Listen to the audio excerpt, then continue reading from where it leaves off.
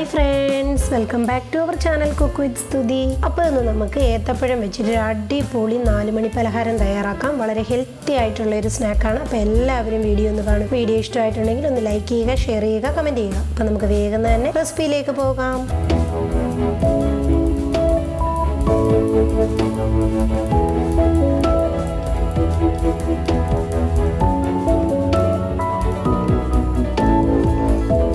തയ്യാറാക്കാനായിട്ട് തുടങ്ങാം. അതിനുവേണ്ടി ഞാനിവിടെ ഒരു വലിയ നല്ല പഴുത്ത നേന്ത്രപ്പഴം ഇതേപോലെ നല്ല സ്ലൈസ് ആയിട്ടൊന്ന് അരിഞ്ഞെടുത്തിട്ടുണ്ട്. അപ്പോൾ ഈ ഒരു രീതിയിൽ തന്നെ അരിഞ്ഞെടുക്കണം. കനം കുറച്ച് ഇതേപോലെ തന്നെ ഒന്ന് അരിഞ്ഞെടുക്കുക. ഇനി നമുക്കിതൊന്ന് മാറ്റി വെക്കാം. അതിനുശേഷം ഞാനൊരു മിക്സിയുടെ ജാറ് വെച്ചു. ജാറിലേക്ക് ആദ്യമേ തന്നെ ഞാൻ 1 കപ്പോളമുള്ള പാലാണ് ചേർത്ത് കൊടുക്കുന്നത്. തിളപ്പിച്ചതിന് ശേഷമുള്ള പാലാണ് അത് ചേർത്ത് കൊടുക്കുക. അതിനുശേഷം ഞാൻ 1 കപ്പ് വെള്ളവും കൂടി ഇതിലേക്കൊന്ന് ചേർത്ത് കൊടുക്കുക. അതിനുശേഷം ഞാനിതിലേക്ക് 1 മുട്ടയൊന്ന് പൊട്ടിച്ചൊഴിച്ച് കൊടുക്കുകയാണ്. ഒഴിച്ചു കൊടുത്തതിന് ശേഷം നമുക്കിനി ഇതിലേക്ക് ആവശ്യത്തിനുള്ള പഞ്ചസാര, ഞാനൊരു 2 ടേബിൾ സ്പൂണോളമുള്ള പഞ്ചസാര ഒന്ന് ചേർത്ത് കൊടുക്കുക. അതിനുശേഷം ഞാനിതിലേക്ക് 1/4 ടീസ്പൂണോളമുള്ള ഉപ്പും കൂടെ ഒന്ന് ചേർത്ത് കൊടുക്കുക. അതിനുശേഷം ഇനി നമുക്ക് വേണ്ടത് ഒരു 2 കപ്പോളമുള്ള ഗോതമ്പ് പൊടിയാണ്. വളരെ ഹെൽത്തി ആയിട്ടുള്ള സ്നാക്കാണ്. അപ്പം 2 കപ്പ് ഗോതമ്പ് പൊടിയും കൂടെ ഞാനിതിലേക്കൊന്ന് ചേർത്ത് കൊടുത്തതിന് ശേഷം നമുക്കിതെല്ലാം കൂടെ നല്ല രീതിയിലൊന്ന് കട്ടയില്ലാതൊന്ന് അരച്ചെടുത്തിട്ട് കൊണ്ടുവരും. അപ്പം ഞാനിവിടെ ഒരു ബൗൾ വെച്ചു. നമ്മൾ അരച്ചുകൊണ്ട് വന്നിരുന്ന ആ ഒരു മിക്സ് ഈ ഒരു ബൗളിലേക്ക് ചേർത്ത് കൊടുക്കാൻ വേണ്ടി ഈ ഒരു കൺസിസ്റ്റൻസി ആയിരിക്കണം. ഒരുപാട് വെള്ളം പോലെ ആയി പോകരുത്.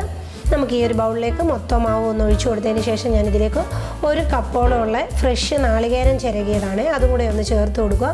ചേർത്ത് കൊടുത്തതിന് ശേഷം ഒരു 2 ടീസ്പൂണോളമുള്ള നെയ്യും കൂടെ ഞാൻ ഇതേപോലെ ഒന്ന് ചേർത്ത് കൊടുക്കുക. ചേർത്ത് കൊടുത്തതിന് ശേഷം നമുക്കിനി ഇതെല്ലാം കൂടെ നല്ല രീതിയിലൊന്ന് മിക്സ് ചെയ്തെടുക്കും. അപ്പോൾ ഇവിടെ ഞാൻ നല്ല രീതിയിലൊന്ന് മിക്സ് ചെയ്തെടുക്കുമ്പോൾ കണ്ട കൺസിസ്റ്റൻസി ഉണ്ട്. ഇതേപോലെ അത്യാവശ്യം തിക്കാവണം, എന്നാൽ ഒരുപാട് ലൂസും ആവരുത്. ആ ഒരു രീതിയിലാണ് ഞാൻ ഈ ഒരു ബാറ്റർ തയ്യാറാക്കി എടുത്തിരിക്കുന്നത്. ഇപ്പോൾ ഇത് കറക്റ്റ് പരുവമാണ്.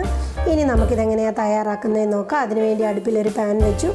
പാനിലേക്ക് ഞാൻ 2 ടീസ്പൂണോളമുള്ള നെയ്യ് ഒഴിച്ചിട്ട് ഒന്ന് ബ്രഷ് ചെയ്ത് കൊടുക്കുക നല്ല രീതിയിൽ.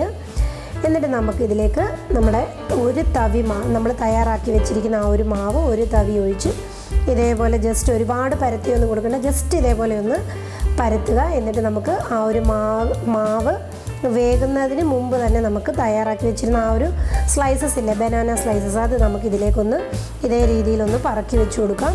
അതിൻ്റെ മുകളിലേക്ക് ഞാൻ കുറച്ച് നെയ്യും കൂടി ഇതേപോലെ ഒന്ന് സ്പ്രെഡ് ചെയ്ത് കൊടുക്കുക. സ്പ്രെഡ് ചെയ്ത് കൊടുത്തതിന് ശേഷം അടച്ചൊന്നും വെക്കണ്ട. നമുക്കൊരു മീഡിയം ഫ്ലെയിമിലിട്ട് അടിവശം നല്ലൊരു ബ്രൗൺ ഷെയ്ഡായി ഒന്ന് വെന്ത് വരുന്നിടം വരെ നമുക്കൊന്ന് വെയിറ്റ് ചെയ്യാം.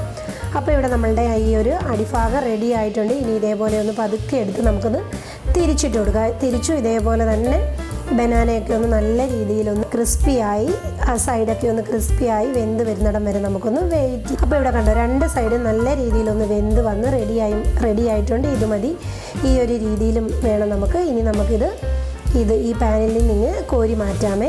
അപ്പോൾ കണ്ടോ, നല്ല അടിപൊളിയായിട്ട് വളരെ പെട്ടെന്ന് തയ്യാറാക്കാൻ പറ്റുന്ന ഒരു ഹെൽത്തി സ്നാക്കാണ്. കുഞ്ഞുങ്ങൾക്കൊക്കെ ഉണ്ടാക്കി കൊടുത്താൽ അവർക്ക് തീർച്ചയായിട്ടും ഇഷ്ടപ്പെടുന്ന ഒരു അടിപൊളി സ്നാക്കാണ്. മസ്റ്റ് ട്രൈ ആണ്. അപ്പോൾ എല്ലാവരും തയ്യാറാക്കി നോക്കുക, ഫീഡ്ബാക്ക് തരിക. ഇതേപോലെ ഒരു പുതുപുത്തൻ റെസിപ്പിയിലൂടെ കാണുന്നിടം വരെ ബൈ ബൈ, ടേക്ക് കെയർ.